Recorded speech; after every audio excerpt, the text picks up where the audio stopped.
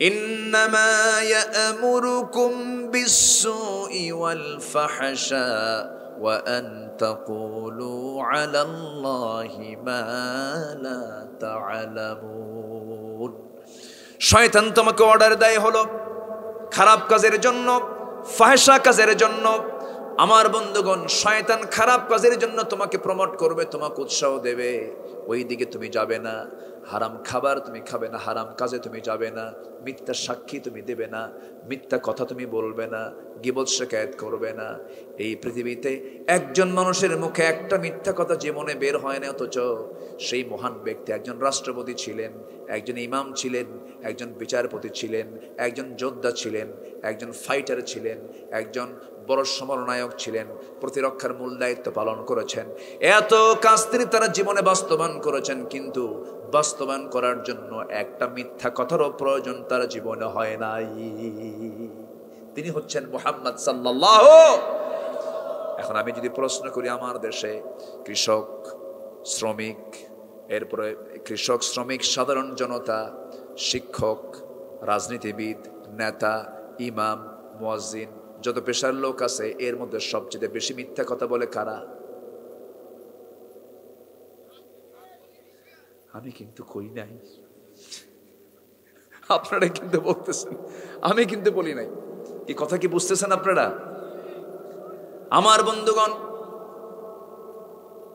এই জীবনে কেউ মিথ্যা কথা বলে না, এই কথা কেউ বলতে পারবেন না, তবে পরিমাণ আছে। আমার নবীজির জীবনে একটা মিথ্যা কথাও ছিল না, অথচ তিনি রাজনীতি করেছেন, দেশ চালিয়েছেন। যে নেতৃত্ব দিতে গিয়া মিথ্যার আশ্রয় নিতে হয়, যে নেতৃত্ব দিতে গিয়ে নামাজ বাধ্যতামূলক নয়, যে নেতৃত্ব মানতে গিয়ে মদের বোতল হাতে দিতে হয়, যে নেতৃত্ব দিতে গিয়ে মিথ্যা মামলা দিতে হয়, সেই নেতৃত্বের মুখে আমরা জুতা মারি, থুতু মারি, ঠিক কিনা?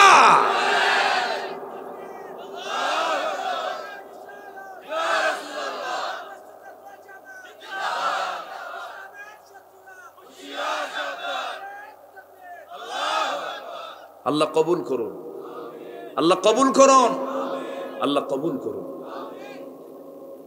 ইমানদার কখনো মিথ্যা কথা বলতে পারে? হুররিকতা ওয়া মুযিকতা, তাকে যদি টুকরো টুকরো করা হয়, তাকে যদি আগুনে ভস্ম করে দেওয়া হয়। ইন্নাল হামদালিল্লাহিল আকরামিল্লাযী খালাকাল ইনসানা ওয়া কাররামা ওয়া 'আল্লামাহু মিনাল বায়ানি মা লাম ইয়া'লাম। فسبحان الذي لا يحصى امتنانه باللسان ولا بالقلم. نشهد أن لا إله إلا الله وحده لا شريك له، ونشهد أن سيدنا وحبيبنا ومولانا محمدا عبده ورسوله الذي أرسله بالحق بشيرا ونذيرا وداعيا إلى الله بإذنه وسراجا منيرا. فقد قال الله تعالى في كلامه المجيد وفرقانه الحميد: أعوذ بالله من الشيطان الرجيم. بسم الله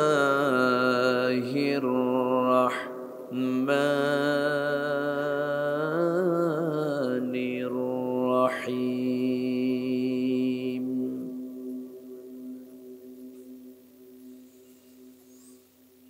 يا أيها الناس كلوا مما في الأرض حلالا طيبا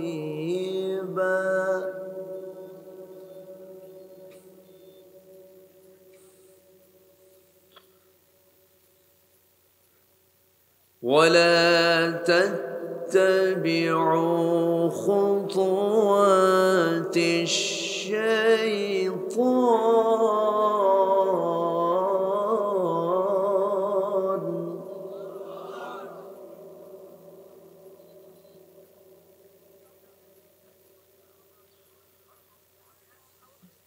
ولا تتبعوا خطوات الشيطان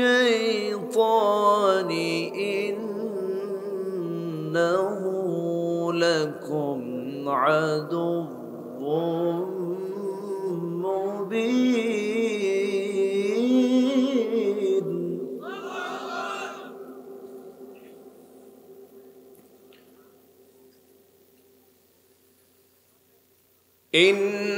إنما يأمركم بالسوء والفحشاء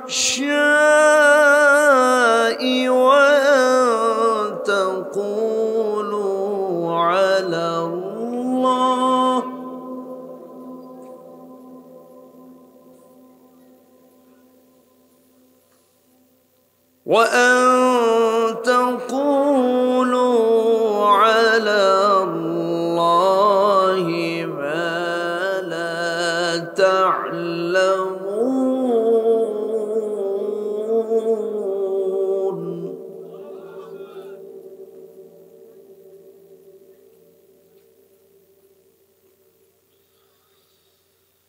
وإذا قيل لهم اتبعوا ما أنزل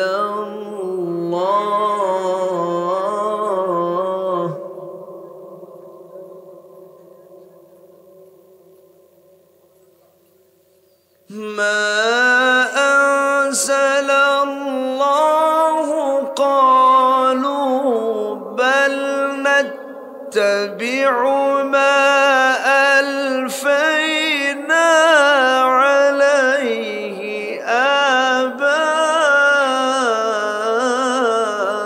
آباءنا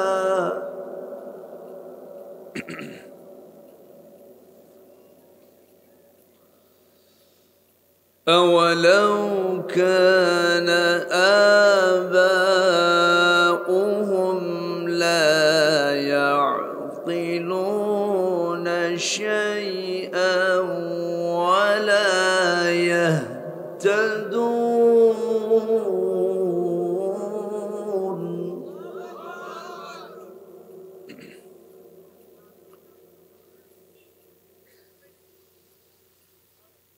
ومثل الذين كفروا كمثل الذي ينعق بما لا يسمع إلا الدعاء ونداء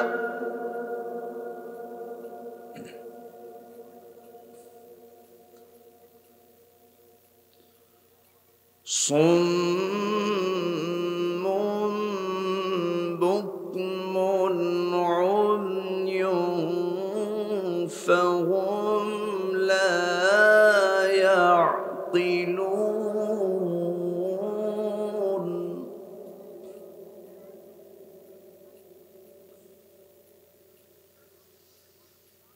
يا أيها الذين آمنوا كلوا من طيبات ما رزقناكم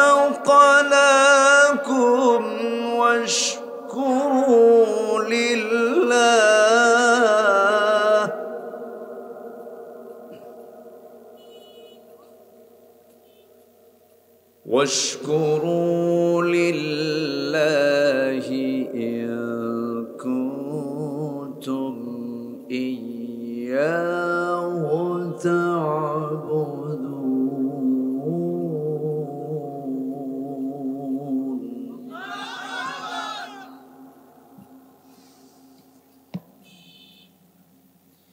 الله أكبر بسم الله الرحمن الرحيم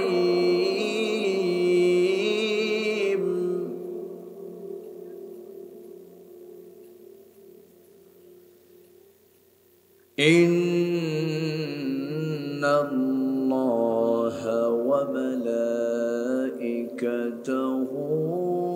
يصلون على النبي يا أيها الذين آمنوا صلوا عليه وسلموا تسليما اللهم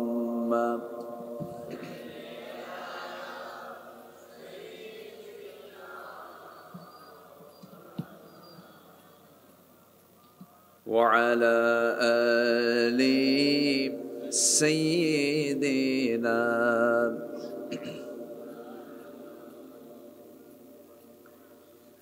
সবাই একটু মোহাব্বত দিয়ে নবীর প্রেমে মাতোয়ারা হয়ে জবান খুলে সবাই বলুন আল্লাহুম্মা সাল্লি আলা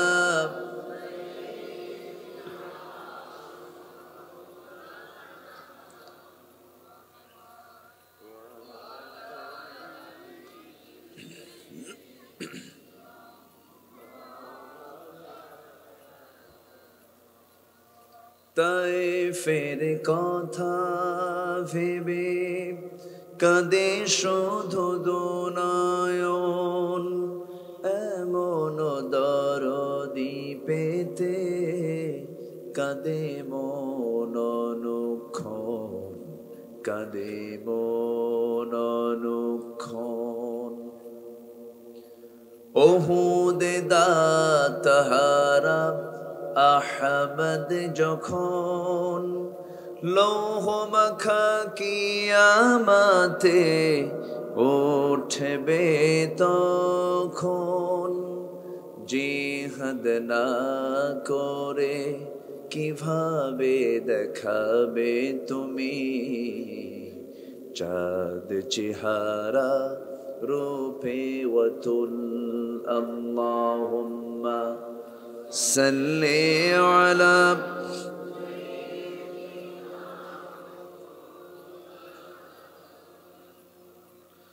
وعلى آل سيدنا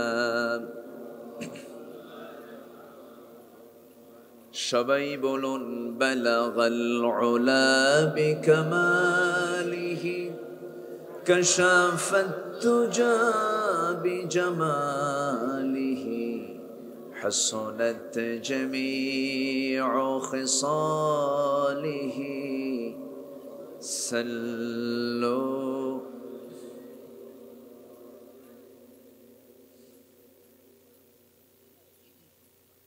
সবুজ বেষ্টিত অঞ্চল সিলেট অঞ্চলের মৌলভীবাজার জেলার সদর উপজেলার মুবারকপুর গ্রামবাসী যুব সমাজ মাহফিল ইন্তেজামিয়া কমিটি কর্তৃক আয়োজিত 3 ফেব্রুয়ারি 2024 অনুষ্ঠিত বার্ষিক ইসলামী মহাসম্মেলন 2024 মহৎ আয়োজনের সম্মানিত সুযোগ্য সভাপতি লন্ডন প্রবাসী জনাব আকিদ মিয়া, আজকের মাহফিলের বরেণ্য অতিথিবৃন্দ, হাজারাত উলামায়ে কেরাম, ফদলায়ে ইজাম, সুশীল সমাজ, জাতির শ্রেষ্ঠ সন্তান শিক্ষক মণ্ডলী, জাতির বিবেক সাংবাদিক বৃন্দ, সামনে উপস্থিত দূরে কাছের বিভিন্ন স্থান থেকে ছুটে আসা দিন ইসলামের নরসারদুল বীর মুজাহিদ প্রাণ প্রিয় সম্মানিত দ্বীনি ভাইরা, আড়ালে বসে আছেন শ্রদ্ধেয়া সম্মানিতা মা বোনেরা, আলোচনার সূচনায় আনুষ্ঠানিকতার মধ্য দিয়ে আমার পক্ষ থেকে আবারও দিল খোলা সালাম, আসসালামু আলাইকুম ওয়া রাহমাতুল্লাহি ওয়া বারাকাতুহু। সবাই কেমন আছেন? আমাকেও প্রশ্ন করলেন যে আল্লাহ তাআলা আমাকে তো আপনার মতোই আল্লাহ তাআলা রেখেছেন। বলছি আলহামদুলিল্লাহ। হাজারো কাজের ভিড়ে ব্যস্ত সময় পাড়ি দিয়ে ক্লান্ত শ্রান্ত দেহটাকে স্বস্তি দেবার জন্য ধীরে ধীরে যখন এই শীতের মৌসুমে নিজ নিজ বাড়ির দিকে যাব, ঠিক সেই মুহূর্তে আমরা সকল কাজ ফেলে রেখে বসে গেছি কোরআনের টানে, জান্নাতের বাগানে। যে মনিব আমাকে আপনি কেমন সুন্দর আয়োজনে শামিল করলেন, সেই মহান রবের দরবারে আমরা সবাই লাখ কোটি সেজুদ শুকর আদায় করি, মুহাব্বাতান বলে উঠছি আলহামদুলিল্লাহ। আবারও বলছি আলহামদুলিল্লাহ। চিৎকার মেরে বলছি আল্লাহুম্মা ইন্নী আসআলুকা আল হুদা ওয়াত তুকা ওয়াল আফাফা ওয়াল গিনা। সবাই বলি আল্লাহুম্মা লাকা আসলামতু ওয়া বিকা আমানতু ওয়া আলাইকা তাওয়াক্কালতু ওয়া ইলাইকা আনাবতু ওয়া বিকা খাসামতু। আমরা আল্লাহ তাআলার শুকর আদায় করে নিলাম। সম্মানিত হাজিরিন, আমার অভ্যাস অনুযায়ী আলোচনার সূচনায় আমি কোরআনে কারীমের গুরুত্বপূর্ণ একটি সূরা, সূরাতুল বাকারা, যা কোরআনে কারীমের সবচাইতে বৃহৎ সূরা, 286 আয়াত সম্বলিত এই দীর্ঘতম সূরার ঠিক মাঝের দিক থেকে আমি কিছু আয়াত তেলাওয়াতের মধ্য দিয়ে শুরু করেছি। তেলাওয়াতকৃত আয়াতগুলোকে সামনে রেখে কিছু কথা আমি বলতে চাচ্ছি। আমাকে সময় দেওয়া যাবে তো? সবাইকে সময় দিতে রাজি আছেন? জোরে বলি ইনশাআল্লাহ। সম্মানিত হাজিরিন, আমরা এমন কিতাবের আলোচনা শুনতে এসেছি, পৃথিবীর সকল কিতাবের সিস্টেমটা একরকম, এই কিতাবের সিস্টেমটা ভিন্ন রকম। আল্লাহ তাআলা এটার শুরু এবং শেষ, এটার যে গাঁথনি, এটার যে সাজানো গোছানো, স্বয়ং কে করেছেন? আসতে বলবেন না, কে করেছেন? যার সারা জীবন অন্য কিতাব পড়ে অভ্যাস, এই কিতাব যার পড়ার অভ্যাস নাই, তার কাছে প্রথমে এটা কেমন যেন মনে হবে যে এটা কি এলোমেলো নাকি, এরকম কিছু মনে হবে। কিন্তু একটা বিষয় মাথায় রাখতে হবে, আল্লাহর এই কালাম, আল্লাহ যেখানে যে আয়াত সেট করেছেন, এটাও সাজানো, সংখ্যা তথ্যের এক অপূর্ব সমন্বয় আল্লাহ তাআলা ঘটিয়ে আয়াতগুলোকে সেট করেছেন। কোথায় কোন আয়াত কোন জায়গায় রাখা দরকার, এটাও সাজানো কার? কে সাজিয়েছেন? যিনি আসমানকে সাজিয়েছেন অসংখ্য তারকা দিয়ে, তার সাজানো হলো কোরআন। আসমানের দিকে যদি আমরা তাকাই, আমাদের কাছে মনে হয় খুব ছোট মনে হয় নাকি? আকাশ কি ছোট মনে হয়? আসতে বলুন, আকাশ কি ছোট মনে হয়? আকাশ কি শুধু বড় না অনেক বড়? আসতে বলুন, শুধু বড় না অনেক বড়? অনেক বড়। সেই আসমানকে আল্লাহ তাআলা সুসজ্জিত করেছেন এমন কিছু তারকা দিয়া, যে তারকা পৃথিবীর একমাত্র লাইট, সূর্য। এই সূর্যের চাইতে এক একটা তারকা 33 কোটি গুণ বড়। কত কোটি গুণ বলেন?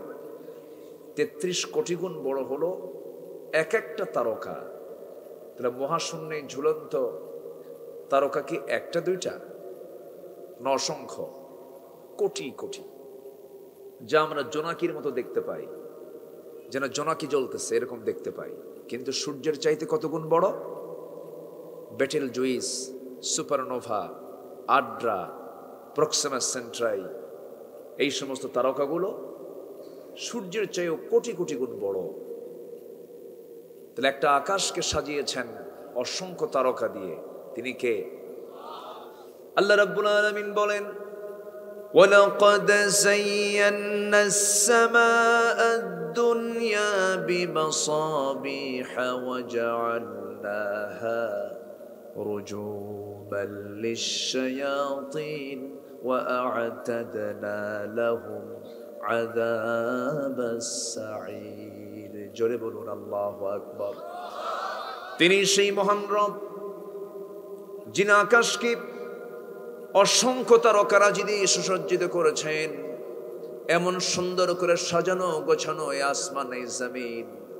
আল্লাহ তাআলা ঈমানদারকে ডাক দিয়ে বলছেন, ইন্না ফি খালকিস সামাওয়াতি ওয়াল আরদি ওয়া ইখতিলাফিল লাইলি ওয়ান নাহারি লাআয়াতিন লিউলিল আলবাব الذين يذكرون الله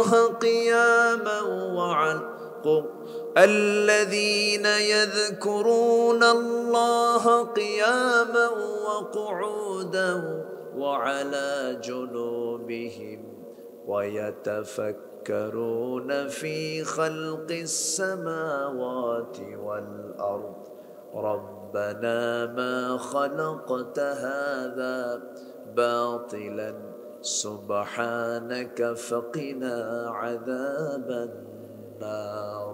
জোরে বলুন আল্লাহু আকবার। আল্লাহ তাআলা বলছেন, এই আসমান সৃষ্টিতে, জমিন সৃষ্টিতে, দিন এবং রাতের আবর্তনে যারা চক্ষুষ্মান, যারা সচেতন মানুষ, তাদের জন্য বহু শিক্ষা এখানে আছে, বহু কিছু জানার এদের জন্য রয়ে গেছে। যারা আল্লাহকে স্মরণ করে দাঁড়িয়ে থেকে, আল্লাহকে স্মরণ করে বসে বসে, শয়নে স্বপনে সবসময় আল্লাহর জিকির করে, আর আল্লাহর সৃষ্টিকে নিয়ে গবেষণা করতে করতে শেষ পর্যন্ত বলে ফেলে, আল্লাহ তুমি যা কিছু সৃষ্টি করেছো, কোনো সৃষ্টি তুমি অবান্তর সৃষ্টি করো নাই। জোরে বলি সুবহানাল্লাহ। আমার ভাইরা, যে আল্লাহ আকাশ সাজিয়েছেন, যে আল্লাহ জমিন সাজিয়েছেন, সে আল্লাহ কোরআনকে সাজিয়ে আমার আপনার সামনে দিয়ে দিয়েছেন। জোরে বলি সুবহানাল্লাহ। একটা সূরা আছে যে সূরার মধ্যে বারবার বলা আছে, ফাবিআইয়ি আলাই রাব্বিকুমা তুকাযযিবান। কেন বারবার বলেছেন? নিয়ামতের কথাগুলো স্মরণ করি, বান্দা আল্লাহ বান্দাকে প্রশ্ন করছেন, আমার কোন কোন নিয়ামতকে তুমি অস্বীকার করবে? এই সূরাটার নাম কি বলেন তো? সূরা আর রহমান।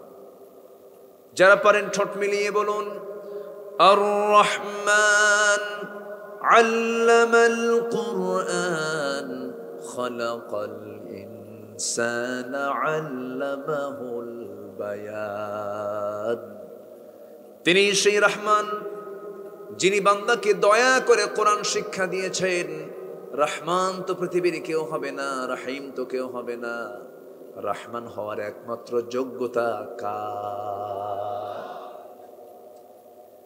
তিনি তো একমাত্র রহমান হবেন। রহমান শব্দটি রেহেম থেকে উদ্গত। রেহেম মানে হলো জরায়ু। জরায়ু থেকে আগত সন্তানকে তার মা যতটুকু না ভালোবাসেন, তার চাইতে আল্লাহ তার বান্দাকে লক্ষ লক্ষ কোটি কোটি গুণ বেশি ভালোবাসেন বলে এই জন্য তার নাম হয়েছে রহমান। জোরে বলি সুবহানাল্লাহ। আমাকে সবচেয়ে বেশি ভালোবাসেন কে? সন্দেহ লাগতেছে নাকি আপনাদের? আমার প্রতি সবচেয়ে বেশি দয়া কার? এই পৃথিবীর কোন মানুষ আমাকে এত বেশি ভালোবাসে না যে ভালোবাসা আল্লাহ পাক আমাকে দেন। এই জন্যই তিনি রহমান। রহমান শব্দটা প্রয়োগ করে বলছেন, বান্দার আমি তোকে দয়া করে প্রথম যে জিনিসটা দিয়েছি, আল্লামাল কুরআন, আমি তোকে কোরআন শিক্ষা দিয়েছি। যেরকম সুবহানাল্লাহ। এত বড় নিয়ামত এটা। এই নিয়ামতকে আমরা যত বেশি লালন করতে পারবো, এই কিতাবকে যত বেশি বুঝতে পারবো, জানতে পারবো, আমার আপনার জন্য জান্নাতের রাস্তার পথটা আমার জন্য তত সহজ হয়ে যাবে। ধরুন আপনি এখান থেকে চলে যাবেন কক্সবাজারের টেকনাফ মেরিন ড্রাইভে যাবেন, আপনি পথ চেনেন না, আপনি পঞ্চগড়ের তেতুলিয়া চলে যাবেন, বাংলা বান্দা যাবেন, চেনেন না, আপনি সুন্দরবন যাবেন, চেনেন না, বান্দরবান যাবেন, চেনেন না। কিন্তু আপনাকে চেনা লাগবে না আজকের আধুনিক যুগে। শুধু গুগল ম্যাপে একটা সার্চ দিয়ে আপনি বলবেন, লিখে দিবেন, আপনাকে গুগল নিয়ে চলে যাবে, ম্যাপ নিয়ে চলে যাবে। এখন আর কাউকে জিজ্ঞাসাও করা লাগে না। বিমানের পাইলট ঢাকা থেকে দোহা যাবে, ঢাকা থেকে রিয়াদ যাবে, ঢাকা থেকে জেদ্দা যাবে, যাওয়ার জন্য নির্দিষ্ট একটা ম্যাপে সে রওনা দিয়ে দেয়, চলে যায়। মানুষের সীমিত বুদ্ধি দিয়ে যদি এমনটা ম্যাপ যদি তৈরি করতে পারে, আল্লাহ রাব্বুল আলামিন বান্দাকে তার স্থায়ী পার্মানেন্ট অ্যাড্রেস আল্লাহ রাব্বুল আলামিন সম্পূর্ণ ম্যাপ আকারে কোরআনে কারীমের মধ্যে দিয়ে দিয়েছেন। বান্দা, তুমি যদি কোরআন নামক কিতাবের মধ্যে ভালো কিছু পড়ে শুনে জেনে বুঝে যদি আসল জায়গায় যদি সার্চ দিতে পারো, জান্নাতের সার্চ যদি দিতে পারো, আমি এমন কিতাব তোমাকে দিলাম, এর মধ্যে জান্নাতে যাওয়ার সমস্ত ম্যাপ আমি আল্লাহ তোমাকে দেখিয়ে দিয়েছি। জোরে বলি সুবহানাল্লাহ। তাহলে জান্নাতে যাওয়ার ম্যাপ কি বলেন? কি? কোরআন। আর সুন্দরবন গেলে এই তো গুগল। দুনিয়ার কোনো ডিভাইস দিয়ে হবে না, দুনিয়ার কোনো অ্যাপস দিয়ে হবে না। জান্নাত যাওয়ার জন্য একটা কিতাব লাগবে। সেই কিতাবের নাম কি বলেন? সেই কিতাবের নাম কি বলেন? কোরআন এমন একটি জানালার নাম, যে জানালায় চোখ রাখলে বান্দা দুনিয়াতে বসে জান্নাত জাহান্নামের দৃশ্যগুলো দেখতে পারে, সব দেখা যায়। আল্লাহ রাব্বুল আলামিন কোরআনে কারীমের মধ্যে 30 পারা যে কথাগুলো বলেছেন, 30 পারার 10 পারা তিনি বলেছেন আখিরাত নিয়ে। কি নিয়ে বলেন? আখিরাত নিয়ে। কারণ আমাদের সারা জীবনের সবচেয়ে বড় অংশ পড়ে আছে আখিরাত। ওয়ালাল আখিরাতু খায়রুল লাকা মিনাল উলা। আমার ভাইয়েরা, একজন মানুষের মৃত্যু বড় একটা শিক্ষা। সন্তানের মৃত্যুর শিক্ষা, বাবার মৃত্যুর শিক্ষা। আমার আগে যে ভাইটা পুলিশ ভাইজান আমার আগে একটা সুন্দর গজল গেয়েছেন, আমার দিলটা ছুঁয়ে গেছে। সন্তান হারানোর বেদনা ভুক্তভোগী বাবা মা ছাড়া কেউ বোঝে না, ঠিক কি না? পৃথিবীতে সবচেয়ে বড় বোঝা হলো সন্তানের লাশ বাবার কাঁধে ওঠা। আমার ভাইরা, আমার বন্ধুগণ, এই দুনিয়ার মাত্র 60, 70, 80 বছরের জিন্দেগি নহে 100 বছরে বাঁচলাম। এরপরে সামনের যে কালটা পড়ে আছে, আল্লাহ তাআলার সৃষ্টি হলো 2 পিঠ। একটা হলো দুনিয়ার পিঠ, আরেকটা আখিরাতের পিঠ। আমরা একটা পিঠে আছে, আরেকটা পিঠ আছে না নাই বলেন? আসতে বলবেন না, আছে না নাই? আল্লাহর সৃষ্টি কয় পিঠ? 2 পিঠ। একটা ইহকাল আর এটা কি পরকাল। আমি চলবো দুনিয়াকে নিয়ে না আখিরাতকে সামনে রেখে?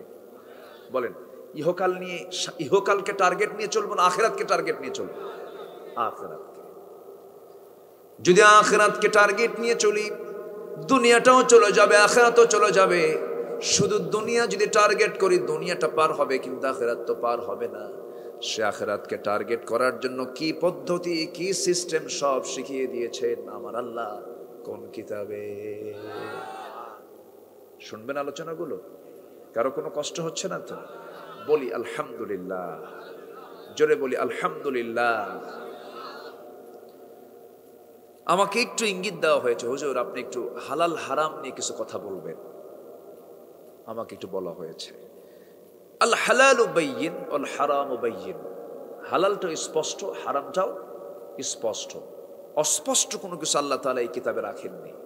ওয়াবাইয়িনাতিম মিনাল হুদা ওয়াল ফুরকান, আল্লাহ তাআলা কিতাবকে ফুরকান বলেছেন। ফুরকান মানে হলো সত্য মিথ্যার পার্থক্যকারী যেটা, সেটাই হলো ফুরকান। এই কিতাবের আরেকটা নাম কি? ফুরকান। আরেকটা নাম কি বলেন? ফুরকান। আমার বন্ধুগণ, যেখান থেকে তেলাওয়াত করেছে সেই তেলাওয়াতকৃত সূরা হলো সূরাতুল বাকারা, 286টা আয়াত। আল্লাহ তাআলা যেই কোরআন নাজিল করেছেন, অসংখ্য প্রমাণ, ঘন্টার পরে ঘন্টা দিতে গেলে সময় লেগে যাবে। আমি শুধু দুই একটা এক্সাম্পল দিতে চাই। ধরুন, সূরা বাকারার মধ্যে 286টা আয়াত আছে। 286-র অর্ধেক কত বলেন? 286-র অর্ধেক কত? না মনে মনে মন খারাপ করছেন? হুজুর শুনলাম ওয়াজ শুনতে, আসলাম ওয়াজ শুনতে, আপনি অঙ্ক শিখান কেন? এরকম চিন্তা করতেছেন নাকি আপনারা? অঙ্ক শেখারও দরকার আছে না নাই? আছে। তাআল্লামুল ফারাইদ ফাইন্নাহু নিসফুল ইলম, ফারায়েজের জ্ঞান অর্জন করো। ফারায়েজের অংশীদারি বন্টন, এটার জ্ঞান অর্জন করো, কারণ এই জ্ঞানটা হলো সমস্ত ইলমের অর্ধেক। বলেছেন মুহাম্মদ সাল্লাল্লাহু আলাইহি ওয়াসাল্লাম। জ্ঞান অর্জন করতে হবে, অঙ্ক জানতে হবে। দুনিয়াতে যার অঙ্ক ঠিক আছে, আখিরাতে তার জান্নাতও ঠিক আছে। অঙ্ক ঠিক রাখতে হবে।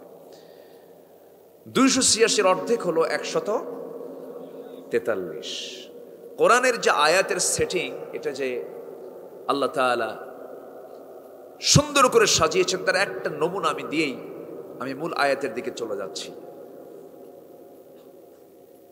আল্লাহ তাআলা শুরু করেছেন কিতাবের চ্যালেঞ্জ দিয়ে, যালিকাল কিতাব লা রাইবা ফীহ, এবং শেষ করেছেন ওয়াফু আন্না ওয়াগফির লানা ওয়ারহামনা আনতা মাওলানা ফানসুরনা আলাল কওমিল কাফিরিন। কিন্তু মাঝখানে আল্লাহ রাব্বুল আলামিন কোন একটা সেট করেছেন। দেখেন, আল্লাহ রাব্বুল আলামিন বলেন, ওয়াকাযালিকা জাআলনাকুম উম্মাতাও ওয়াসাতাল লিতাকুনু শুহাদাআ আলান নাস ওয়া ইয়াকুনার রাসূলু আলাইকুম শাহীদা। এমনই করে আমি আল্লাহ রাব্বুল আলামিন তোমাদেরকে মধ্যম জাতি করে দুনিয়াতে পাঠিয়ে দিয়েছি। মধ্যম জাতি করে দুনিয়াতে পাঠাইছি, এই তথ্য আল্লাহ তাআলা এমন জায়গায় দিলেন যে আয়াতটা হলো এই সূরার ঠিক মাঝখানে, মধ্যমে। জোরে কোন সুবহানাল্লাহ। তাহলে অর্থের সাথে আয়াতের সেটিং মিল আছে না নাই? আছে না নাই? একজন পয়গম্বর স্বপ্নে দেখলেন ছোট অবস্থায়। কি স্বপ্ন দেখলেন? ইন্নী রাআইতু আহাদা আশারা কাওকাবান ওয়াশ-শামসা ওয়াল-কামারা রাআইতুহুম লি সাজিদিন। ইউসুফ আলাইহিস সালাম তার বাপকে বলছেন, আব্বা, স্বপ্নের মধ্যে দেখতে পেলাম 11টা নক্ষত্র, একটা সূর্য, একটা চাঁদ আমাকে সম্মানজনক সেজদা দিতেছে। আমি দেখতে পেলাম কয়টা নক্ষত্র বলেন? বলেন কয়টা? 11টা নক্ষত্র। ইন্নী রাআইতু আহাদা আশারা কাওকাবা, ইন্নী রাআইতু আহাদা আশারা কাওকাবা। এই একটা বাক্যের মধ্যে আল্লাহ রাব্বুল আলামিন নক্ষত্র বলেছেন 11টা, এর মধ্যে নক্তাও আছে 11টা। সুবহানাল্লাহ বলবেন না? নক্তাও 11টা, নক্ষত্র 11টা। এরকম করে আমি যদি বলতে যাই লেগে যাবে ঘন্টার পর ঘন্টা, সময় তো অল্প। এই মাহফিল কমিটি প্রথমে জানুয়ারির ভিতরে মাহফিল মনে হয় ছিল, এরপর এটাকে এক্সটেন্ড করে আবার এই মাসে নিয়ে আসা হয়েছে। গতকালকে আমার প্রোগ্রাম ছিল হলো বেশি না, কুমলিল্লাহ, বুঝেন নাই? কুমিল্লা, কুম লিল্লাহ, কুমিল্লা মাহফিল ছিল। সেখান থেকে এসেছি। আমি খুবই খুশি, আপনাদের এই চাঁদ মাখা মুখ আল্লাহ তাআলা দেখার সুযোগ করে দিয়েছেন, আলহামদুলিল্লাহ। আপনাদের এলাকার নামগুলো এত সুন্দর। আপনাদের এলাকার নাম তো হয়নি নারায়ণগঞ্জ, হয়নি ময়মনসিংহ, হয়নি গৌরীপুর, হয়নি শিবপুর, কিন্তু হয়েছে হলো মৌলভীবাজার এদিকে মোবারকপুর। আলহামদুলিল্লাহ বলবেন না? তাহলে এটা কিসের বাজার? কিসের বাজার কোন? তাহলে এখানে কোনো অমৌলভী কেউ নাই, সব মৌলভী। এলাকায় কি বিড়ি খায়? মৌলভীর বিড়ি খায়? আচ্ছা, তার নামের সঙ্গে গুণ থাকার দরকার আছে না নাই বলেন? আচ্ছা, গ্রামের নাম কি? মোবারকপুর। কৃষ্ণপুর নাম নাই?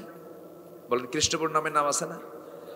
কৃষ্ণপুর আছে, হরিপুর আছে, কত নাম আছে, কিন্তু এত সুন্দর বরকতময় নাম মোবারক, বরকত দিয়ে ভরা।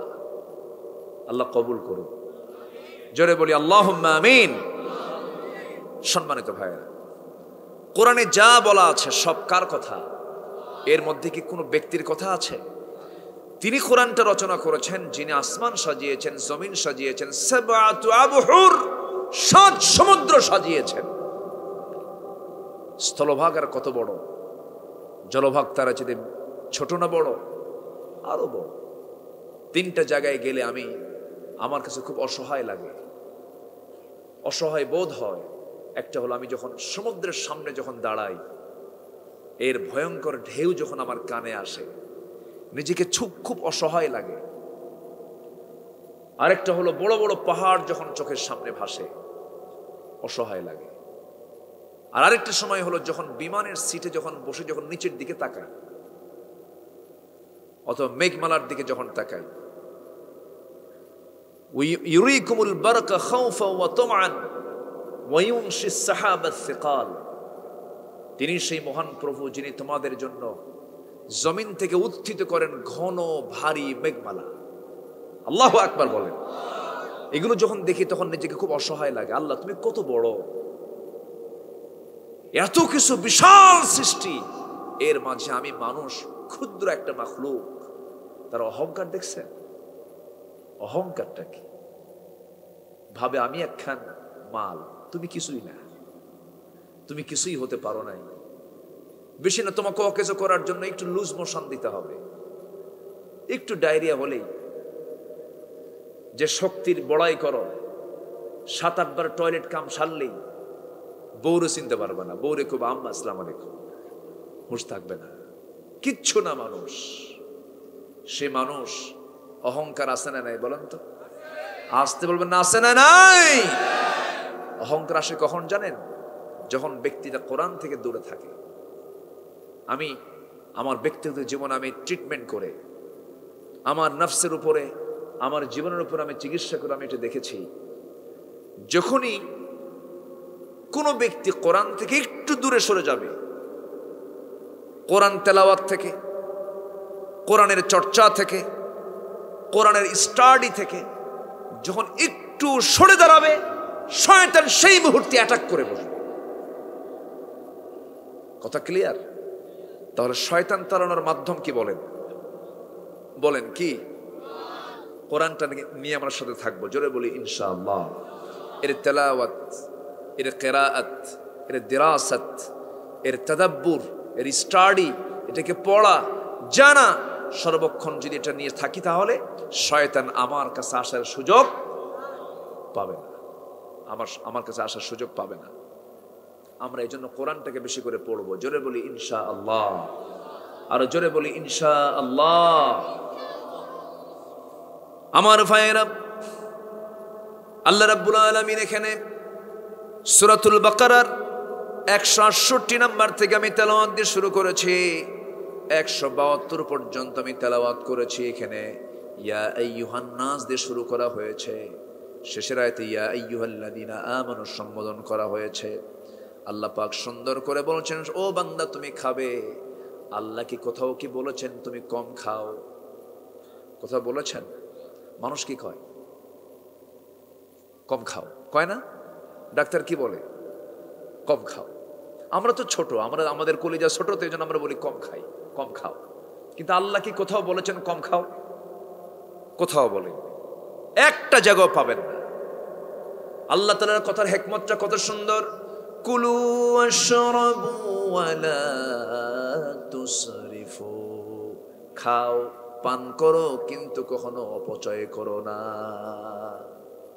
কার কথা? আল্লাহর কথা।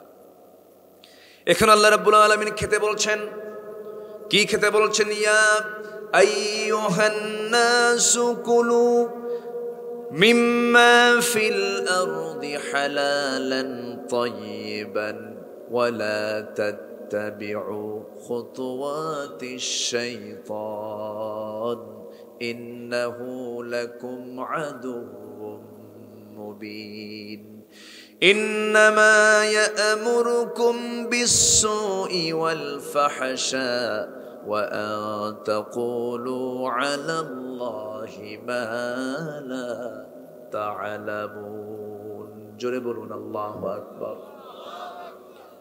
আমার বন্ধুগণ, আল্লাহ রাব্বুল আলামিন ঈমানদারকে ডাক দিয়ে বলছেন, আবার এখানে গোটা মানব জাতিকে লক্ষ্য করে বলছেন, হে মানব মণ্ডলী, তোমরা যা খাবে এই জমিনে হারাম কিছু খাবে না, হালাল কিছু খাবে, হারামের কাছে যাবে না।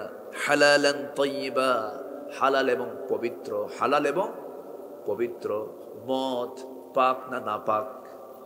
আস্তে কয়, মদটা পাক না নাপাক? হালাল না হারাম? আমার দেশে মদের বোতল নাই, আস্তে কয় আছে। 5 স্টার হোটেল চলিতে হইলে কি চালাইতে হইবে? মদ চালাইতে হইবে। 5 স্টার হোটেলের কন্ডিশন হলো মদ থাকতে হবে, মদের বোতল থাকতে হবে। মদের বিরুদ্ধে কথা বলবেন, জেনার বিরুদ্ধে কথা বলবেন। জেনার বিরুদ্ধে আল্লাহ কথা বলেছেন, মদের বিরুদ্ধে আল্লাহ কথা বলেছেন। মদ্যপান করলে পরে কি হয়, মদপানের ফলাফল কি হতে পারে, সব কিছু আল্লাহ তাআলা জানায় দিয়েছেন। এরপরও আমার দেশের কিছু সংখ্যক বান্দা আছে মদ পানেও বিশ্বাসী, নামাজও বিশ্বাসী। আল্লাহ খুশি থাক, শয়তানও বেজার না হোক। কি আছে না এরকম? আছে না নাই? সারা বছর আকাম কুকাম করবে। রমজান মাস যখন চলে আসে, হুজুর কিছু ভাড়া করে নিয়ে বলে, হুজুর চলেন আপনার উমরাও ফ্রি, আমার উমরায় নিয়ে যান। এমন জায়গায় সফর করায় দিবেন, তওবা করে করে চোখের পানি ফেলবো, কাঁদবো, সব মাপ যেন হয়ে যায়। এরপরের দিন থেকে রমজান বাদে আবার আকাম শুরু। আছে না নাই? আসতে বলবেন না, আছে না নাই? আমার ভাইয়েরা, আমার বন্ধুগণ, গোটা দুনিয়া জুড়ে যত ব্যবসা আছে, এখন সৎ ব্যবসায়ী বেশি না অসৎ ব্যবসায়ী বেশি? অসৎ ব্যবসায়ী বেশি। অসতের পরিমাণটা বেশি, অসৎ ব্যক্তির পরিমাণটা বেশি, আকাম কুকামের পরিমাণটা বেশি সমাজে। আমি যদি চোখটা খুলিয়ে রাখি, ভালো কাজের পরিমাণ বেশি না খারাপ কাজের পরিমাণ বেশি? খারাপ কাজের পরিমাণ বেশি। ভালো কাজ করতে কষ্ট হয়ে যায়, মন্দ কাজ করতে তেমন কোনো কষ্ট হয় না। আমি একটা কথা বলবো আমার ভাইরা, একটা সুন্দর বাগান সাজাবেন, দেখবেন তাতে পরিশ্রম করতে হয়। জঙ্গল বানাতে কি পরিশ্রম লাগে নাকি? রেখে দিলেই জঙ্গল হয়ে যায়। সুন্দর বাগান সাজাবেন আপনি, সেখানে মালির প্রয়োজন, শ্রমের প্রয়োজন। তেমনি হালাল যেমন আমি গ্রহণ করতে যাব, হারামকে যখন বর্জন করতে যাব, আমাকে ত্যাগ স্বীকার করতে হবে, আমাকে স্যাক্রিফাইস করতে হবে, আমাকে অনেক ত্যাগ স্বীকার করে আমাকে আপনাকে চলতে হবে। আপনি পাপ করবেন, পাপ আপনাকে ঘেরাও করে ফেলবে। আল্লাহ রাব্বুল আলামিন বলেন, বালা মান কাসাবা সাইয়্যাতান ওয়া আহাতাত বিহি খাতিআতুহু ফাউলাইকা আসহাবুন নার হুম ফিহা খালিদুন والذين آمنوا وعملوا الصالحات أولئك أصحاب الجنة هم فيها خالدون। জোরে বলুন আল্লাহু আকবার। তুমি পাপ করবে, পাপ তোমাকে ঘেরাও করে ফেলবে। যে বিড়ি খায় তার চিহ্ন তার জিহ্বায়, তার ঠোঁটে আসে না নাই? বিড়ি খেলে ঠোঁট কি হয় বলেন? গোলাপি ঠোঁট কালো হয়ে যায়। পাপ করলেন, পাপ আপনাকে ঘেরাও করে ফেলবে, লাঞ্চ আপনাকে পচায় ফেলবে। মদের বোতল টান দেবেন আপনি, মদ আপনাকে ঘেরাও করে ফেলবে, পাপ আপনাকে ঘেরাও করে ফেলবে। যে মদ খায় তাকে দেখলেই টের পাওয়া যায়, চোখ দেখলেই বোঝা যায় এটা মদারু। বিড়ি খাইলে টের পাওয়া যায় এটা বিড়িখোর। এটা কি? বিড়িখোর। অনেকে আবার মাহফিল এসে প্রশ্ন করে, হুজুর বিড়ি খাওয়া কি জায়েজ আছে নাকি? মানে উনি জায়েজের চেষ্টায় আছে, আছে না নাই? আচ্ছা, আজকে মুসলমান বিড়ি খায়, মুসলমান নামাজ পড়ে না, মুসলমান কোরআন পড়তে পারে না, মুসলমানের মুখে খারাপ ভাষা, মুসলমানের মুখে দাড়ি নাই, আছে না নয়? কোরআনটাও ভালো করে পড়তে পারে না। শিক্ষা মন্ত্রণালয় দেশ স্বাধীন হলো ৭১ সালে, আজকে ২০২৪ সাল, আজ পর্যন্ত এই জাতির ৫% মুসলমানও সহি করে কোরআন পড়তে পারে না, পারে না। পার্লামেন্টে তেলাওয়াত করতে দিছে, কারি সাহেব যায় নাই। আমার নিজের কান সাক্ষী, আমি নিজে শুনেছি অধিবেশনের শুরুতে কোরআন তেলাওয়াত। কে তেলাওয়াত করবে? এক পার্লামেন্টেরিয়ানকে বলে ফেললো, কারি সাহেব তো আসে নাই, একটু তেলাওয়াত করেন। কেল হে আল্লাহ হে, শয়তান কই তোর সে তেলাওয়াত আমার ভালো আছে। পার্লামেন্টে তো গান গাইতো বহুদিন ধরে, এবার তো গান গাওয়ার চান্স শেষ হয়ে গেছে। গান চলতে না খুব, এখন ফাটানোর জায়গা না, এখন কোথায় ফাটাবি ফাটা। সম্মানিত ভাইয়ের, আবার বলে আমি তো সিয়াসিত্তা কি কয়, না না মিশকাত শরীফ নাকি সিয়াসিত্তের কিতাব, হ্যাঁ সব পারে। সম্মানিত ভাইয়ের, আজকে হাঁসকে মোরগের সাঁতার শেখানো হয়, আলেমদেরকে হাদিস শিখায় মূর্খরা, ঠিক কিনা? ঠিক কিনা? মূর্খরা। আবার বলে আলেমরা কি জানে, কি বুঝে, আলেমদের এলেম কালাম কি।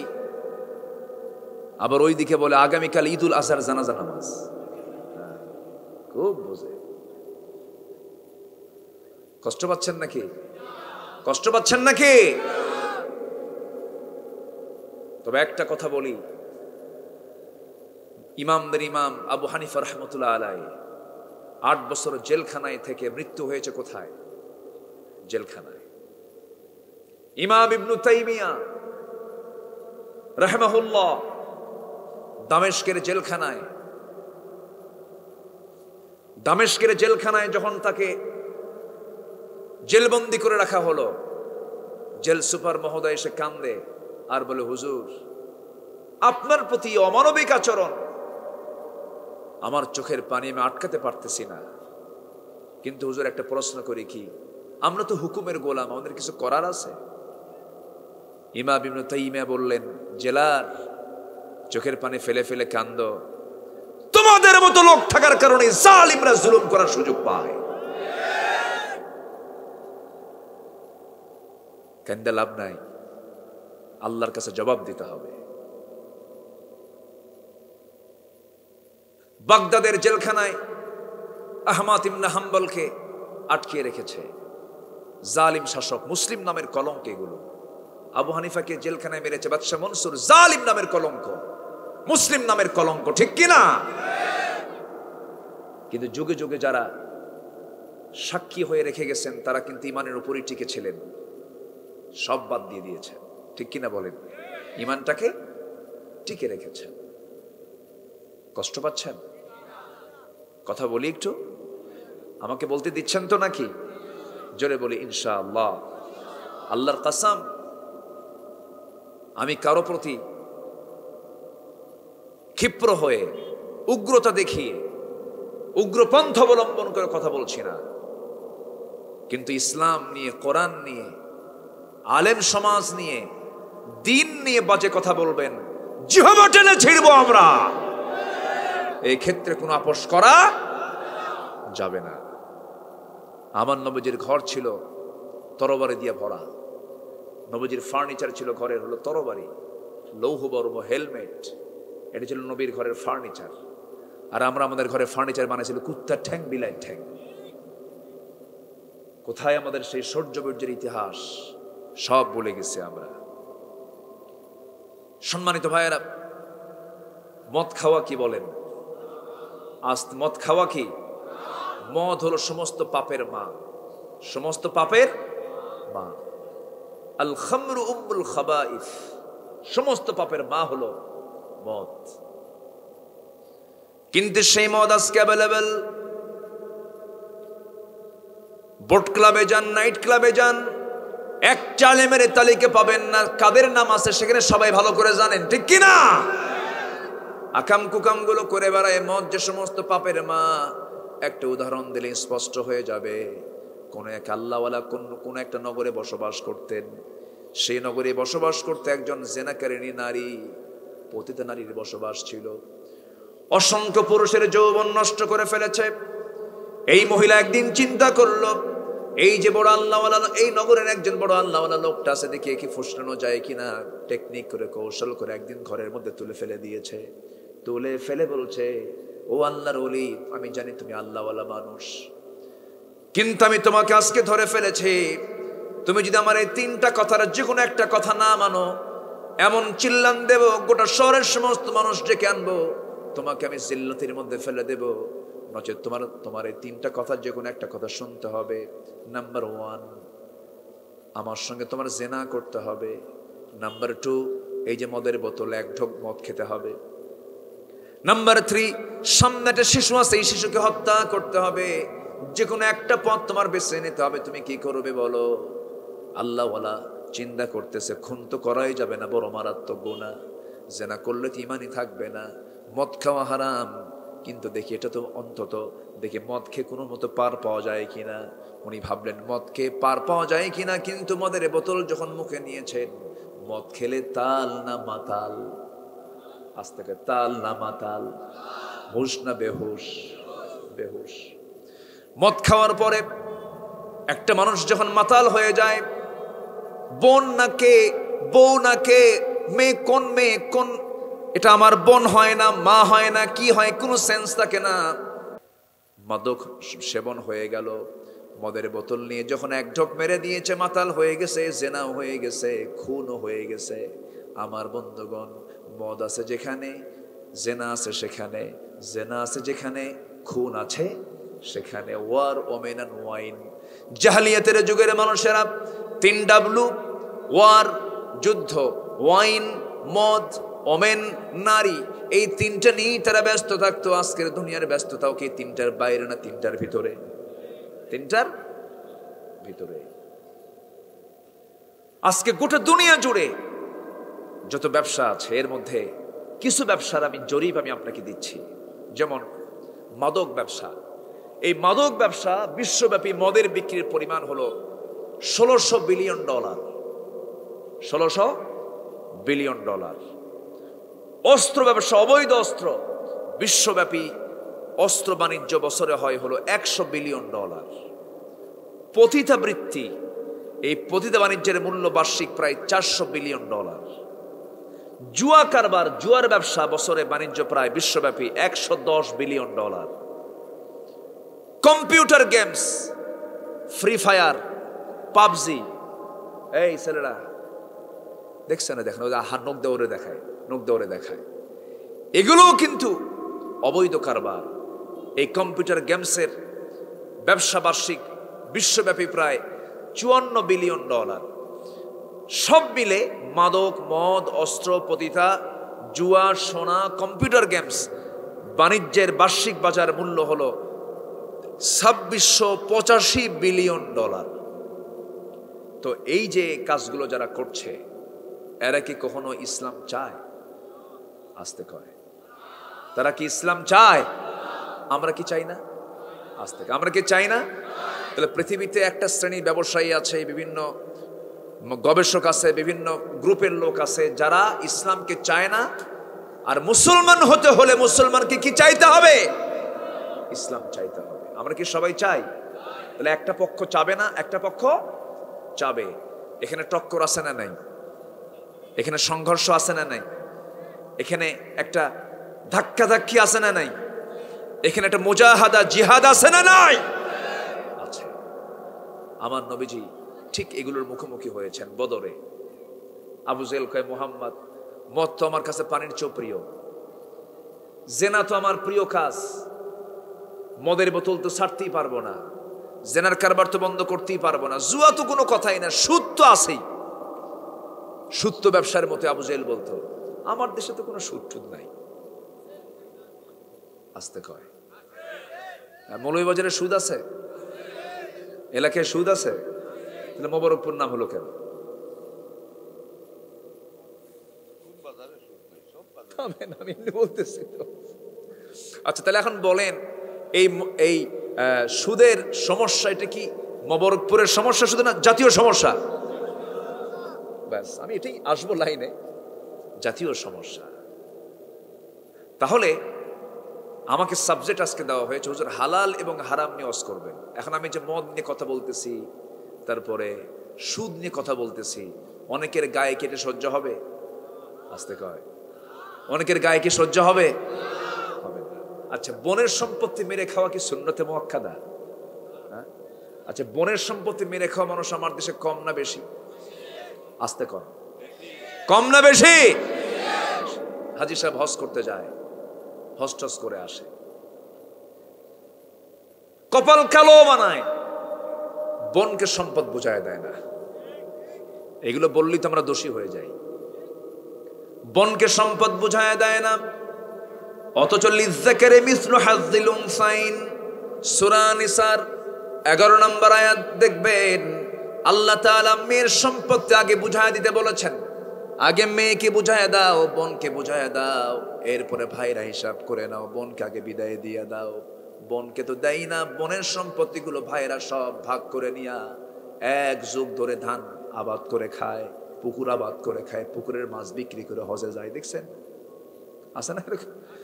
বোনের সম্পত্তির মাছ বিক্রি করে, বোনের সম্পত্তির ধান বিক্রি করে আপনি হজে গেলেন, বারবার উমরায় গেলেন, আপনি তো একটাবার চিন্তা করলেন না বোনের সম্পত্তি আপনি দখল করে আছেন। বোন লজ্জায় কিছু বলে না, বোন লজ্জায় কোনো কিছু বড় আওয়াজে কথা বলতে পারে না। মাঝে মাঝে বোন ভাইয়ের কাছে আসে, ভাই পামটাম মেরে কিছু ফলমূল কিনায় দেয়, মিষ্টি খাওয়ায় দেয়, পিঠা পার্বণ পার করে দেয়। মাঝে মাঝে আবার বোনকে পাশে বসায় বলে, বোন রাগ করো না, একটা কথা বলি কি, অংশ নিলে কিন্তু ধ্বংস হয়। দেখছেন কি ওয়াজটা দিল, আসলে নাই বলেন তো? অংশ নিলে ধ্বংস হয়। দেখছেন এটা কি কোরআন থেকে ওয়াজ না শয়তান থেকে ওয়াজ? কোরআন থেকে ওয়াজ না শয়তান থেকে ওয়াজ? শয়তান থেকে ওয়াজ। আজান হচ্ছে, আজান হোক, সমস্যা নাই, আমরা সময় মতো নামাজ পড়ে নেব। জোরে বলি ইনশাআল্লাহ, জোরে বলি ইনশাআল্লাহ। আপনি মাইক দিতে পারেন, সমস্যা নেই, বাইরেও দিয়ে দেন, হ্যাঁ দেন, সমস্যা নাই তো। আজান সবার পক্ষ থেকে একজন জবাব দিলেই হয়ে যায়, একজন জবাব দিয়ে দেন।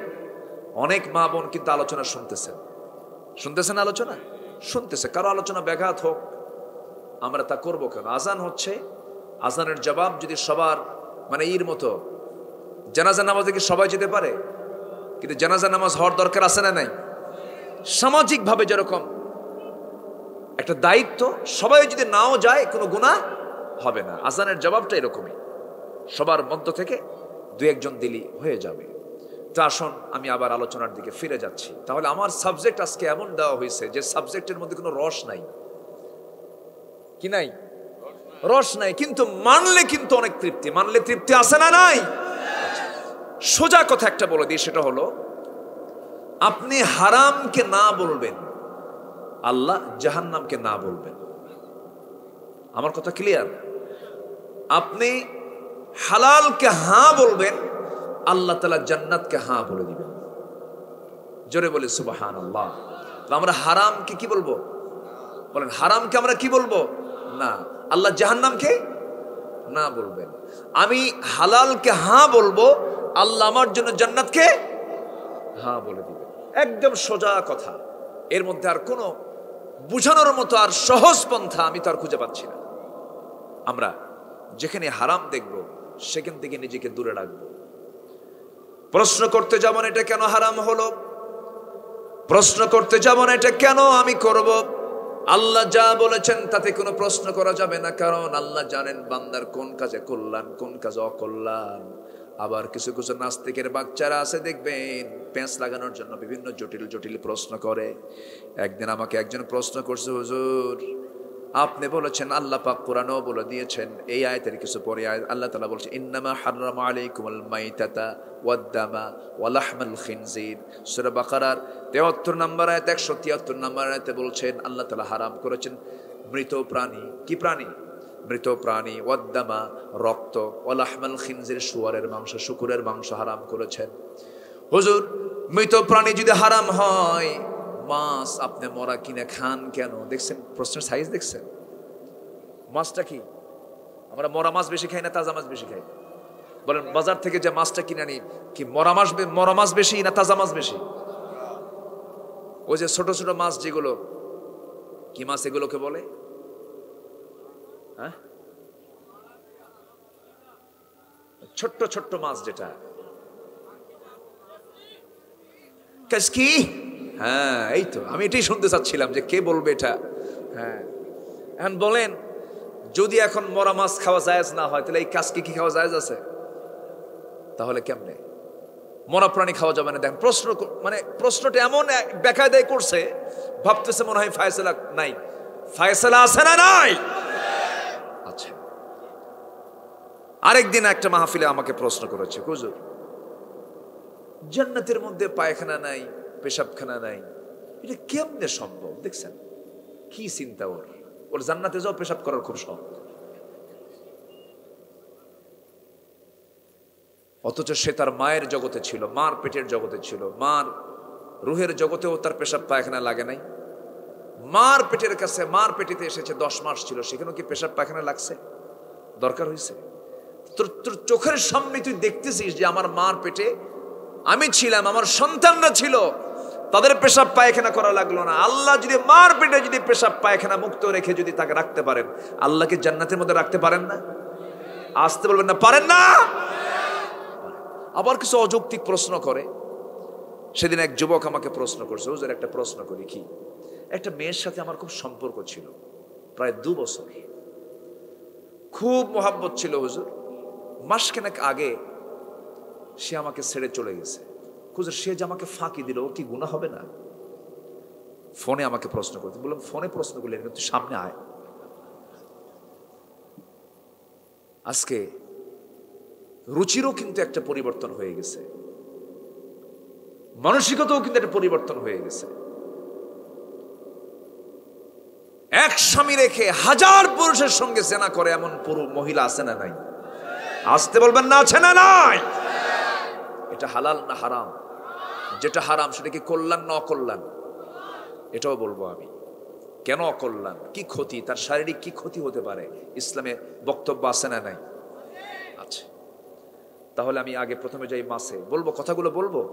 আজকে তো আমার হালাল হারাম নেই তো আলোচনা, এই জন্য আমি এই সাবজেক্টটা আমি ধরেছি। স্থলভাগের যে প্রাণী আল্লাহ তাআলা এখানে মাইতাতা দিয়ে আল্লাহ তাআলা স্থলভাগের প্রাণীকে বুঝিয়েছেন।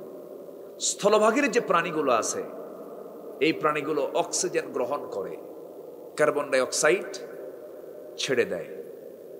যেরকম মুরগির দিকে তাকান, ছাগলের দিকে তাকান, গরুর দিকে তাকান, মহিষের দিকে তাকান, পশু পাখির দিকে তাকান, এগুলো কি করে? অক্সিজেন গ্রহণ করে, কার্বন ডাই অক্সাইড ছেড়ে দেয়। এই সমস্ত প্রাণী যদি রক্তপাত না করে, জব না করে, রক্তকে বের না করে যদি মরা প্রাণী যদি কেউ খেতে বসে, সেই গোশতগুলো বিষাক্ত হয়ে যায়, শরীরের জন্য বড় ক্ষতি হয়ে যাবে। আল্লাহ যেটা হারাম করে দিয়েছেন বান্দার জন্য সেটা ক্ষতি, আল্লাহ যেটা হালাল করে দিয়েছেন বান্দার জন্য সেটা অবশ্যই কল্যাণ। আমার বন্ধুগণ, এই বড় ক্ষতি হয়ে যাবে, এটাও একটা কারণ। আল্লাহ তো সমস্ত প্রাণীর সব কিছু সিস্টেম করে রসুলকে মডেল বানাইয়া দিয়ে সব কিছুর ফয়সালা করে দিয়েছেন। এই জন্য স্থলভাগের যত প্রাণী মরা হয়ে যাবে, সেই প্রাণীগুলোকে কখনো খাওয়া জায়েজ হবে না। কিন্তু জলজভাগের যে প্রাণীগুলো আছে, সেই জলজভাগের প্রাণীগুলো পানিতে অবস্থান করে, পানির মধ্যেই তার অক্সিজেন গ্রহণ করে, পানিতে তার অক্সিজেনটা গ্রহণ করে, কিন্তু কার্বন ডাই অক্সাইড ছাড়ার কোনো সুযোগ নাই।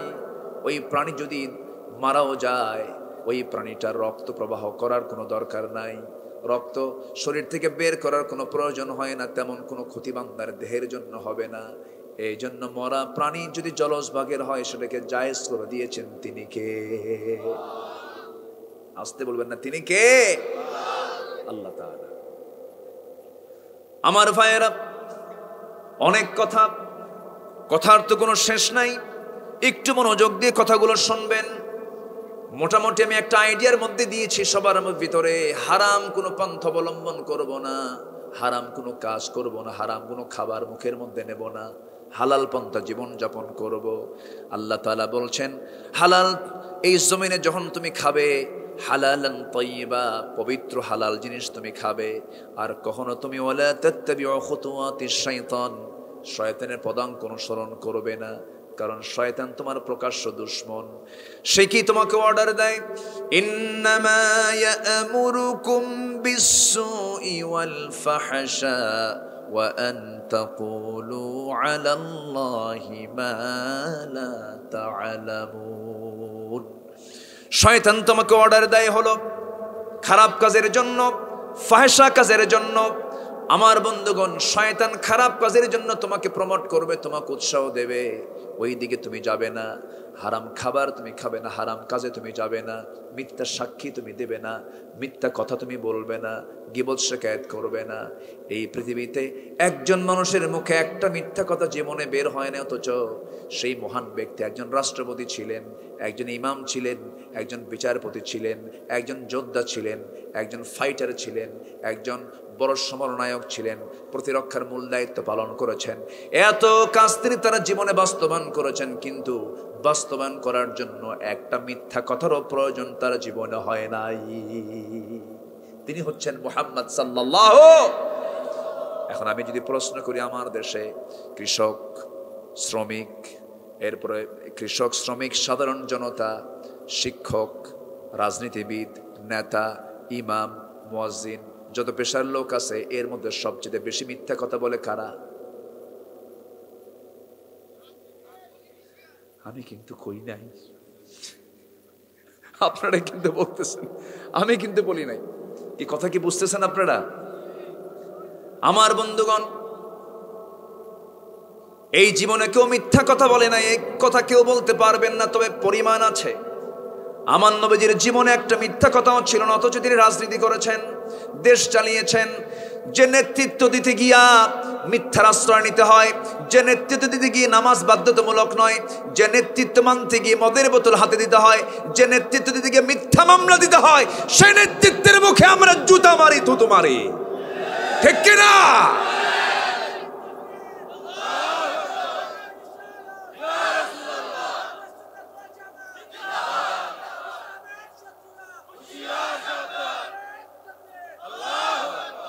আল্লাহ কবুল করুন, আল্লাহ কবুল করুন, আল্লাহ কবুল করুন।